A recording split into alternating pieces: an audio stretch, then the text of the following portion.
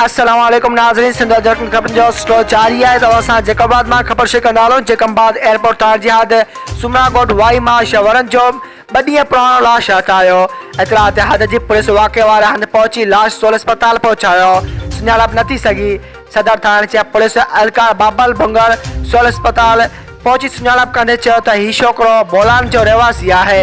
कोरछा बिरादरी ही छोकिरो 2 ॾींहं अॻु गुम थियल हो, जंहिंजी सुञाणप यासीन उर्फ बबलू कोरजो कई वई आहे।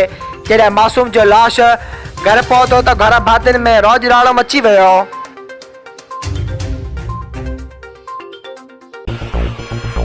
वधीक ख़बरूं ॾिसण लाइ विज़िट कंदा असांजी वेबसाइट www.sindhajraknews.com।